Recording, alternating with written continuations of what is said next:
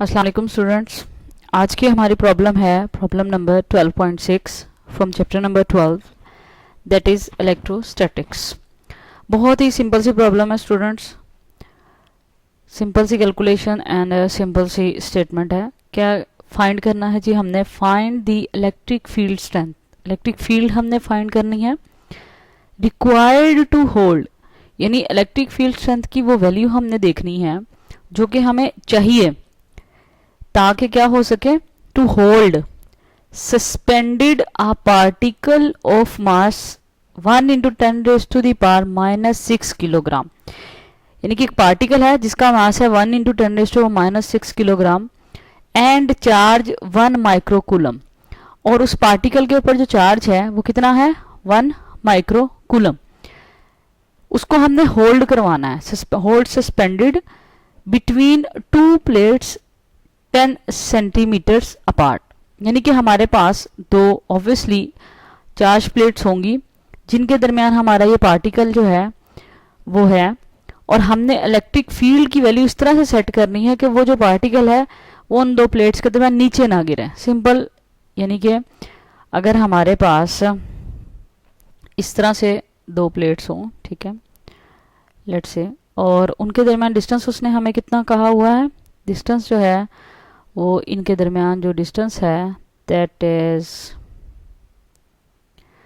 10 centimetres, ठीक है, 10 centimetre distance है इन प्लेट्स के दरमियान। Let's say this is P1 and this is P2, ठीक है।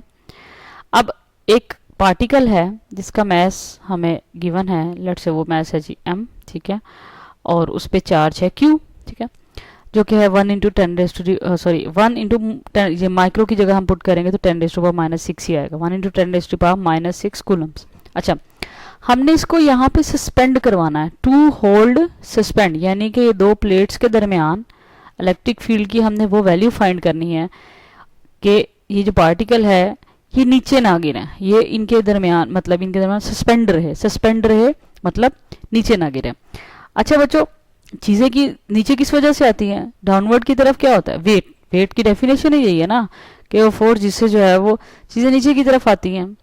तो अगर इलेक्ट्रिक फील्ड हमने वो वैल्यू फाइंड करनी है तो डेफिनेटली जो है वो डाउनवर्ड फोर्स की क्या होनी चाहिए, बराबर। क्योंकि इससे प्रीवियस वाली प्रॉब्लम में भी एक चीज़ मैंने आप लोगों को स्पेशली जो वो पॉइंट आउट करवाई थी कि जहाँ पे इलेक्ट्रिक फील्ड स्ट्रेंथ की बात आए तो आप लोगों ने जहन में रखना है कि इलेक्ट्रिक फील्ड क्या है, एक वेक्टर क्वांटिटी है।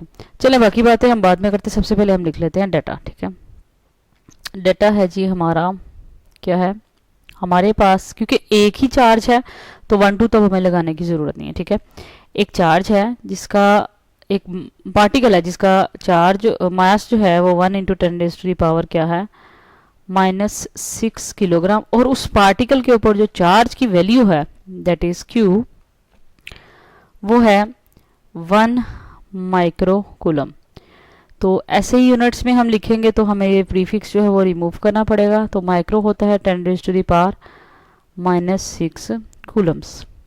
अच्छा, अब जिन प्लेट्स के दरमियान ये रखा गया है उनका जो डिस्टेंस है वो है 10 सेंटीमीटर्स, और अगर आप जो है वो इसको मीटर्स में कन्वर्ट करेंगे तो you have to divide it with 100, क्योंकि 1 मीटर में 100 सेंटीमीटर्स होते हैं, तो ये आ जाएगा 0.01 मीटर्स, ठीक है। अच्छा, ये तो सारा हमें डाटा गिवन है, हमने फाइंड क्या करना है, हमने इलेक्ट्रिक फील्ड स्ट्रेंथ फाइंड करनी है। क्या फाइंड करनी है, इलेक्ट्रिक फील्ड। अब यहाँ पे क्वेश्चन ये आता है कि इलेक्ट्रिक फील्ड स्ट्रेंथ हमने फाइंड करनी है तो हम इसकी कौन सी वाली फॉर्म यूज़ करें, ठीक है। आया कि हम जो है वो उसकी जो वेक्टर फॉर्म है जो कि KQ1, हम प्रीवियस 2-3 प्रॉब्लम्स में हम वही लगातार जो है वो फॉर्म यूज़ कर रहे हैं, ठीक है। या फिर उसकी डेफिनेशन से भी एक फॉर्म होती है जो कि क्या होती है, फोर्स पर यूनिट चार्ज होती है। चलिए पहले लिख लेते हैं टू फाइंड। अभी मैं इसके ऊपर एरो इंटेंशनली मैंने नहीं डालना, ठीक है, हमने ये फाइंड करना है, ठीक है। अब फार्मूला सिलेक्शन पे चलते हैं। इससे प्रीवियस वाली वीडियोस में भी आपने देखा होगा कि जब भी हम ई की बात करते हैं तो हम पहले ही तो ये बात है कि क्या हमने कौन सी फॉर्म यूज़ करनी है। एक तो ये KQ/R² वाली फॉर्म है ना, और दूसरी फॉर्म कौन सी है जो कि इसकी बाय डेफिनेशन आती है, ठीक है, जो कि है फोर्स पर यूनिट चार्ज। ठीक है। अच्छा स्टूडेंट देखें, अब ये जो पहले वाला टर्म है, पहले वाला जो क्वेश्चन है, फार्मूला है, ये वहां पे यूज होता है जब आपने इलेक्ट्रिक फील्ड फाइंड करना हो किसी डिस्टेंस पे, और वो डिस्टेंस आपको गिवन हो in the form of r. ये जो आर हमें आर स्क्वायर गिवन है, क्या यहाँ पे ये सिचुएशन है? ऐसा बिल्कुल भी नहीं है। उसने हमें ये नहीं कहा कि एक पॉइंट चार्ज है और उससे इतने डिस्टेंस पे आप इलेक्ट्रिक फील्ड कैलकुलेट करो। तो डेफिनेटली हमें ये वाली फॉर्म जो है वो लगाने की जरूरत नहीं है, क्योंकि ये वेक्टर फॉर्म है, इसलिए इसके साथ आर यूनिट वेक्टर भी आएगा। ठीक है, तो ये फॉर्म तो लगाने की जरूरत नहीं है। अब हमने ये फॉर्म क्यों लगानी है जी? क्योंकि हमारे पास तो फोर्स ही नहीं है, तो हमने फोर्स फाइंड करने की हमें जरूरत भी नहीं है। अगर आप स्टेटमेंट पे जाइए तो हमारी सिचुएशन को अंडरस्टैंड करो। सिचुएशन क्या है हमारी? कहता यह है कि आपने इलेक्ट्रिक फील्ड की वो वैल्यू फाइंड करनी है, ई फाइंड करना है। कौन सी?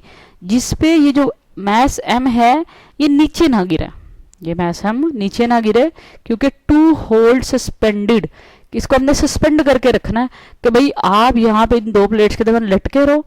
अब चीजें नीचे गिरती हैं किस वजह से बच्चों? चीजें नीचे किस वजह से आती हैं? डाउनवर्ड। इस पे कौन सी फोर्स एक्ट कर रही है? अगर ये इसको हम जो है वो खुला छोड़ दें, ठीक है, तो डाउनवर्ड कौन सी फोर्स एक्ट करी? डेफिनेटली कौन सी होगी? इसका वेट, डेट इज डब्ल्यू।